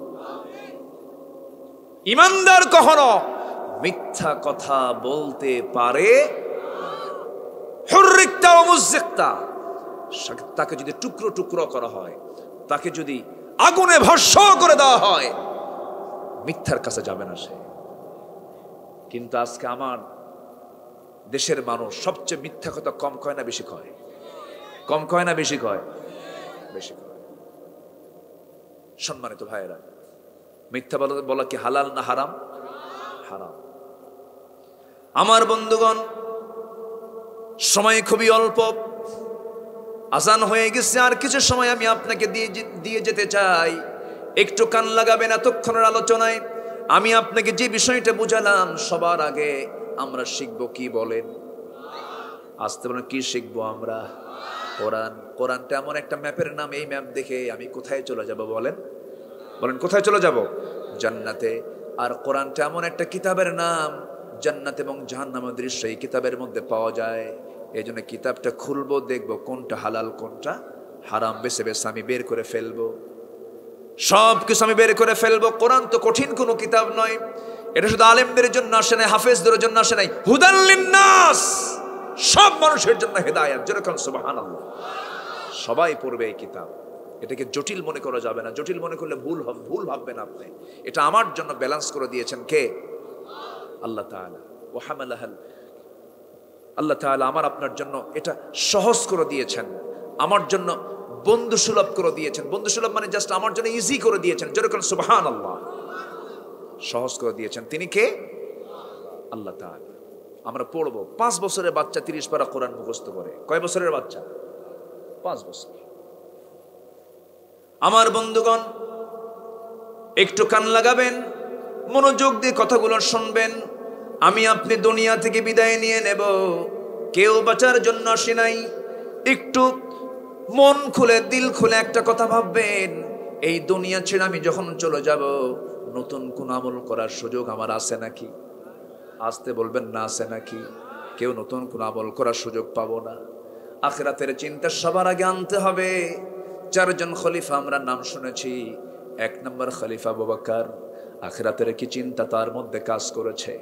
সাইয়েদনা আবু বকর সিদ্দিক, তিনি একজন কাপড় ব্যবসায়ী ছিলেন, কাপড়ের দোকান ছিল তার, কাপড়ের দোকানদারি করছিলেন। এমন সময় একজন কাপড় ক্রেতা এসে বলতেছে, দোকানদার, আমি 6 মাস আগে আপনার কাছ থেকে এই যে কাপড়টা নিয়েছিলাম, এই কাপড়টা আমার পছন্দ হয় নাই, কাপড়টা আপনি ফেরত নেন, আমাকে টাকা দিয়ে দেন। সাইয়েদনা আবু বকর সিদ্দিক রাদিয়াল্লাহু তাআলা আনহু টাকাটা ফেরত দিলেন, কাপড়টা নিয়ে নিলেন। সঙ্গে সঙ্গে তিনি কান্নায় ভেঙে পড়লেন। বলা হলো, আবু বকর, সামান্য কাপড়ের জন্য তুমি কাঁদতেছো নাকি? তিনি বলছেন, না রে না, এই কাপড়ের জন্য তো আমি কাঁদি না। কাপড় ক্রেতার, আমার কাস্টমারের কাপড় পছন্দ হয় না, সে আমাকে কাপড়টা ফেরত দিয়ে টাকাটা নিয়ে চলে গেল, তার তো কাজ শেষ হয়ে গেছে। কিন্তু আমি যেদিন মরে যাব, মরে যাওয়ার পর যখন হাসর শুরু হবে, আখিরাত যখন শুরু হয়ে যাবে, পরকালের বিচার যখন শুরু হবে, আমার আল্লাহ যখন আমাকে ডাক দিয়ে বলবেন, আবু বকর, আমার কাছে আয়, এই যে তোর নামাজ, এই যে তোর রোজা, এই যে তোর দান, এই যে তোর সাদকা, এই যে তোর জিহাদ, এই যে তোর আমলগুলো, একটা আমল আমি আল্লাহ আমার পছন্দ হয় না, তুই এগুলো ফেরত নিয়ে যা। আমি আবু বকর ফেরত ওলা আমলগুলো নিয়ে আমি কোথায় যাব? এই জন্য আমি কান্দি, এই জন্য আমি পেরেশান হই। সাইয়েদনা আবু বকর চিন্তা করেছেন দুনিয়ার না আখিরাতের, আখিরাতের চিন্তা করেছেন বলি তাদের দামটা এত বেশি হয়ে গেছে। এই 4 জন খলিফা, তারা 4 জনই জান্নাতের সংবাদ দুনিয়াতে পেয়েছেন, তাও তারা কত বড় পেরেশান ছিলেন। সাইয়েদনা ওমর ফারুকের ইতিহাস সবার কম বেশি জানা আছে, কত বড় পরহেজগার তারা ছিলেন, আল্লাহকে সাক্ষী রেখে চলেছেন, পরকালকে তারা প্রাধান্য দিয়েছেন। 1 বোতল মধু এনেছেন, রাষ্ট্রের 1 বোতল মধু তিনি পেয়েছেন। তিনি সহ মোট 5 জন প্রতিবেশী সহ 5 জন, 5টা ঘরে 5টা ভাগ হবে সেই 1 বোতল মধু। সেই 1 বোতল মধু এনে বউকে ডাক দিয়ে বলেন, বউ আমার, এই যে মধুর বোতল, ভাগটা করো, সমান ভাগে ভাগ করে একটা অংশ আমরা নেব, বাকি 4 অংশ প্রতিবেশীর হাতে হাতে দিয়ে আসবে। হাতের মধ্যে মধুর বোতল দেওয়ার পরপরই বলছেন, বউ আমার, মধুর বোতল আমি তোমাকে ভাগ করতে দেব না, আমাকে মধুর বোতল ফেরত দাও। বলেন, স্বামী যদি স্ত্রীর সঙ্গে এমন আচরণ করে লাগবে কি না? আসতে কয়, লাগবে কি না বলেন? লাগে, স্বাভাবিক না? বউ কি বলবে, আমার সন্দেহ করো না, পেঁচ লেগে যাবে। কিন্তু স্বামী স্ত্রীর মধ্যে লাগে না?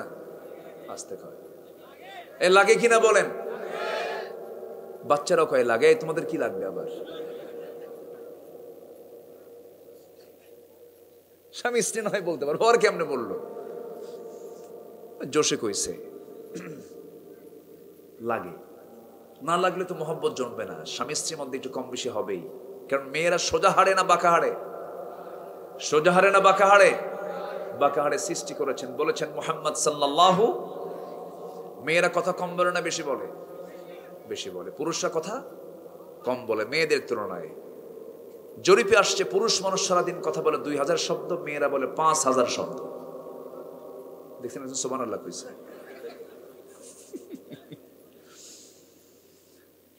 মেয়েরা একটু কথা বেশি বলে, মেয়েদের কথা বেশি বলার দরকারও আছে।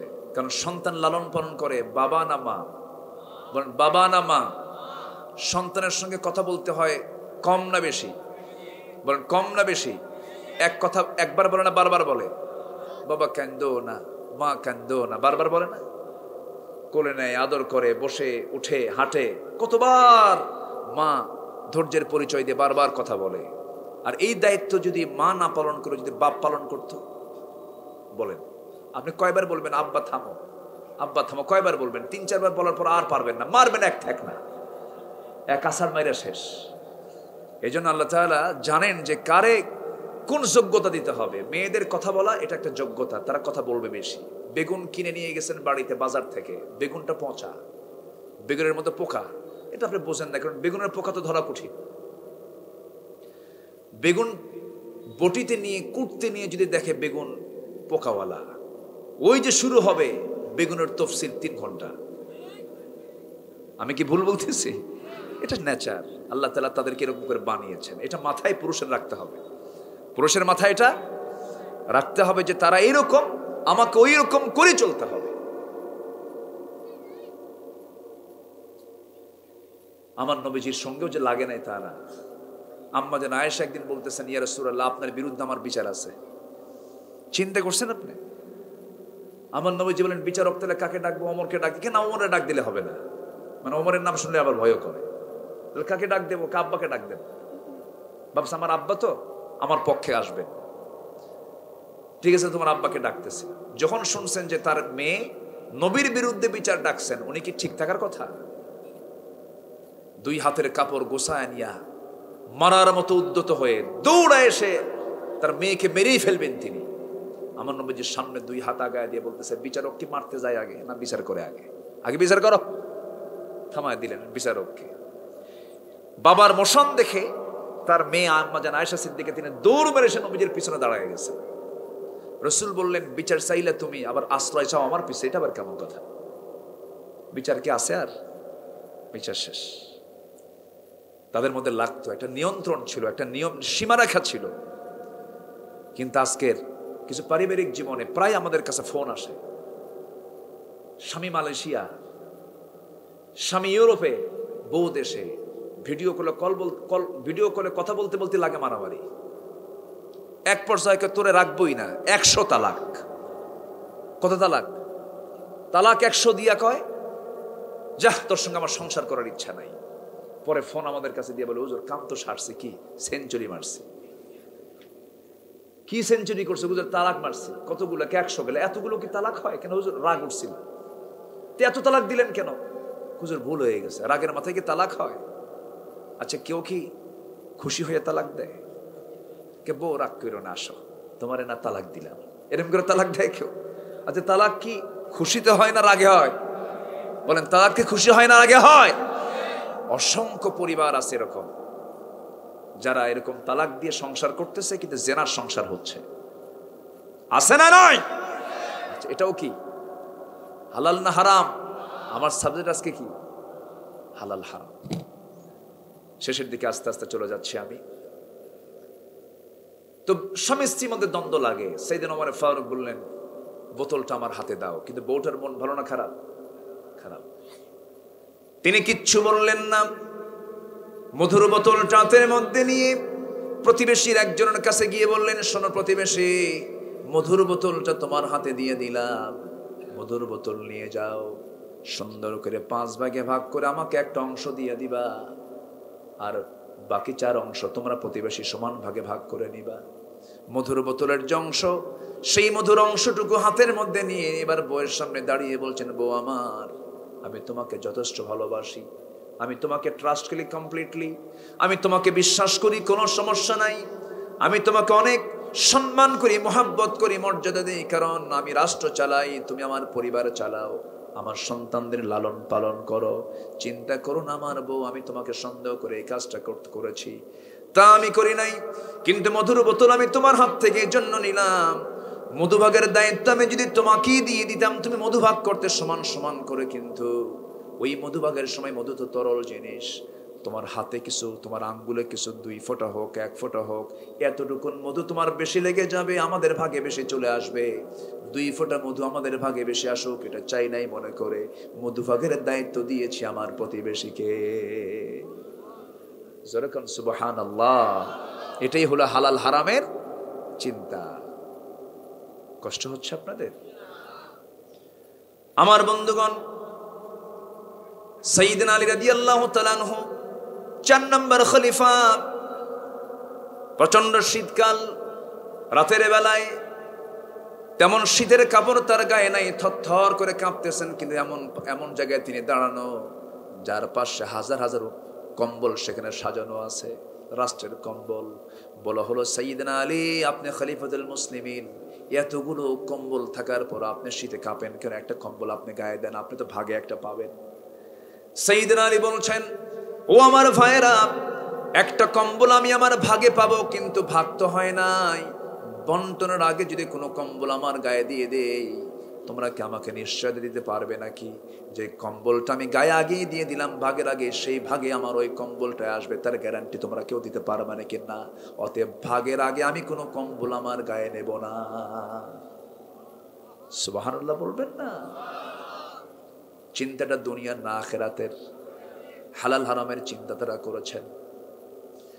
ওমরে ফারুক রাদিয়াল্লাহু তাআলা আনহু, খেজুরের কার্টুন চলে আসছে, সেই কার্টুন খোলার সঙ্গে সঙ্গে তার নিজের ছেলে, ছোট্ট ছেলে, খেজুর থেকে একটা খেজুর হাতের মধ্যে নিয়ে মুখের মধ্যে উঠায় ফেলছেন।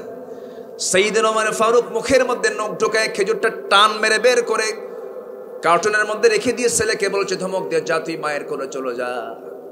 মার কাছে গিয়ে যখন এই কথা বলছে, স্ত্রী বলতেছে, স্বামী আমার, ছোট্ট ছেলে একটা খেজুর নয় মুখে দিছে, আমরা তো ভাগে পাবোই। ওমরে ফারুক বলছেন, আমার স্ত্রী যে খেজুরটা সে মুখে দিয়েছে, সেই খেজুরটা আমি আমার অংশে পাবো, তার গ্যারান্টি তুমি দিতে পারবা নাকি? না। অতএব বন্টনের আগে কোনো খেজুরের কারবার চলবে না, খেজুরের বন্টনের কারবার চলবে না। যেরকম সুবহানাল্লাহ। এটাই হলো আখিরাতের চিন্তা। আমরা হালাল হারাম মেনে চলবো। জোরে বলি ইনশাআল্লাহ, জোরে বলি ইনশাআল্লাহ। নামাজ ছেড়ে দেওয়া অপরাধ ছোট না বড়? বলেন বলেন বলেন বলেন। আমার আল্লাহর কাছে যতগুলো অপরাধ আছে এর মধ্যে সবচেয়ে বড় অপরাধ 1 নাম্বার কি বলেন? মাহফিল আসছি, আল্লাহর হক হলো নামাজ, বান্দার হক হলো যাকাত। আকিমুস সালাহ ওয়া আতুজ যাকাত। আল্লাহ তাআলা হক নিয়ে আগে প্রশ্ন করবেন। সবার কাছে আমার 1 নাম্বার দাবি হলো, আজকে যে এশার নামাজের আজান হয়ে গেছে, বাকি জীবনে যতদিন বাঁচবো আমরা 1 ওয়াক্ত নামাজ আমরা কখনো ছাড়বো না, এমন সিদ্ধান্ত নেওয়া যায় নাকি? আজকে মোবারকপুরের যুব সমাজ মাহফিলটা ডাক দিয়েছে, সব যুবকরা নামাজ পড়ো নাকি? যুবকরা সব নামাজ পড়ে? পড়ে তো না? না পড়লে কিন্তু খবর আছে, হ্যাঁ? না, পড়তে হবে। মোবারকপুরের যুব সমাজ মাহফিলের ডাক দেবার, তারা সবাই 100% নামাজ পড়বে না? হতে পারে না, ঠিক কিনা বলেন? মোবারকপুরের গ্রামের মসজিদ জোহরের নামাজের মুসল্লির চাইতে ফজর নামাজের মুসল্লির সংখ্যা বেশি হতে হবে। জোরে বলি ইনশাআল্লাহ। আজকের থেকে শুরু হবে 5 ওয়াক্ত নামাজ আমরা কেউ ছেড়ে দেব না। কারা কারা একটু হাত তুলে দেখান দেখি।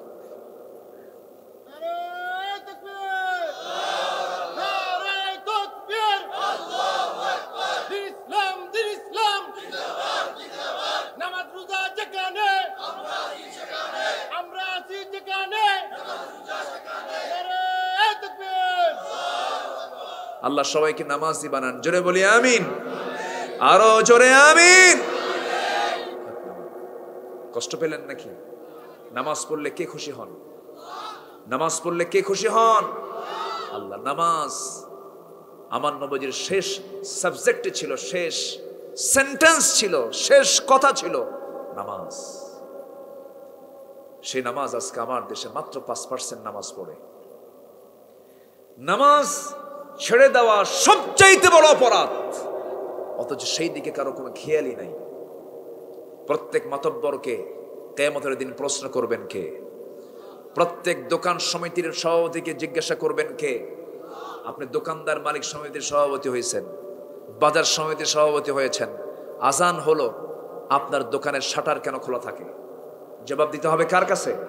প্রত্যেক জায়গায় থেকে আমরা এই দায়িত্বগুলো পালন করব। বউকে বলবো, বউ একই ছাদের নিচে থাকি, জান্নাতে কি আমরা একই ছাদের নিচে থাকবো না? হ্যাঁ থাকবো। নামাজ পড়ো না কেন? বলে ফেলবো। মেয়েটাকে বলবো, মা বোরকা পড়ো, তুমি যদি বোরকা পড়ো একসঙ্গে জান্নাতেও থাকবো একসাথে। সুবহানাল্লাহ। বাড়িটাকে মসজিদের মতো বানায় নেবেন। মাঝে মাঝে মসজিদে যেতে পারেন নাই, ফরজ নামাজটা পড়ে এসে বাড়িতে ঢুকে নামাজটা পড়বেন, বাকি নামাজগুলো বাড়িতে। নামাজের পরিবেশ তৈরি হয়ে যাবে। বাড়িতে আল্লাহর কালাম তেলাওয়াত থাকতে হবে। আল্লাহর কালামের তেলাওয়াত যেন সবসময় থাকে, কেউ না কেউ যেন কোরআন পড়ে, এমন পরিবেশ তুলতে হবে, গড়ে তুলতে হবে বাড়ির ভিতরে। কিন্তু এখন বাড়িতে কোরআন তেলাওয়াতের পরিবেশ না ইন্ডিয়ান সিরিয়ালের পরিবেশ? সিরিয়ালের পরিবেশ। ঢুকলেই রিমোট একখান নিয়ে সামনে একটা এলইডি আছে, ফ্যাশন তো খুব মোশন, বড় একটা এলইডি, মানে ছোটখাটো একটা সিনেমা হল বানায় দিয়া বাস যত চ্যানেল আছে একটা করে মারতেছে, একটা করে মারতেছে। মানে শয়তান খালি ওর মধ্যে শুধু মানে প্রোডাকশন দিচ্ছে, যত গুনাহ কর। আমরা বাড়িটাকে সিনেমা হল বানাবো না, বাড়িটাকে বানাবো হলো সেজদার জায়গা। জোরে বলি ইনশাআল্লাহ। দ্বীনের একটা চর্চার জায়গা বানাবো বাড়ি, জোরে বলি ইনশাআল্লাহ। আমাদের দেশে ম্যাক্সিমাম বাড়িগুলোর ডিজাইনে, আমি আর্কিটেক্ট ডিজাইনের কিছু আমি তাদেরকে শিখিয়ে দিয়েছি, বলে দিয়েছি। মাস্টার বেড হয়, কমন বেড হয়, ড্রয়িং রুম হয়, ডাইনিং স্পেস হয়, কিচেন রুম হয়, বেলকনি হয়, সব কিছু হয়। প্রেয়ার রুম নাই, নামাজের রুম নাই। ঠিক কিনা বলেন? নামাজের জন্য, উজুখানার জন্য একটা নির্দিষ্ট জায়গা থাকার দরকার আছে না নাই? কোন বাড়ি থেকে উজুর জায়গা আছে? আচ্ছা, নামাজ আগে না উজু আগে? নামাজ আগে না উজু আগে? উজুর জায়গা কোথায়? কই আছে? রাসূল কি দাঁড়ায় থেকে উজু করেছেন না বসে থেকে উজু করেছেন? আসতে কয়। আমার দেশে কোন বাথরুমে, কোন জায়গায় উজুর জন্য কি সুন্দর সাজানো কোনো ব্যবস্থা আছে? আমরা কোথায়, কোন কালচার নিয়ে আমরা আছি? কোন কালচার নিয়ে আমরা আছি? আমার বাড়িটাকে জান্নাতে যাওয়ার মতো উপযোগী করে সাজাবো, জোরে বলি ইনশাআল্লাহ, জোরে বলি ইনশাআল্লাহ। বউকে বুঝাই দেব, বউ তুমি যদি নামাজ না পড়ো, আল্লাহর হক নষ্ট করলে তোমার সঙ্গে আমার কোনো আপোষ নাই। খুব চিন্তাশীল থাকতে হবে, বলতে হবে। ইমান টিকে রাখা সহজ না। আসিয়া আলাইহিস সালাতু ওয়াস সালাম কার ঘরে ছিলেন? আসিয়া ছিলেন কার ঘরে? ইমান আছে না নাই?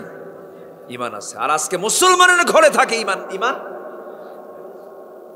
আসিয়া কিভাবে ইমানটাকে টিকে রেখেছেন? শেষ পর্যন্ত করাতের তলে তিনি মাথা দিয়েছেন, পরিবার ছাড়ছেন, স্বামী ছাড়ছেন, রাষ্ট্র ক্ষমতা ফেরাউনের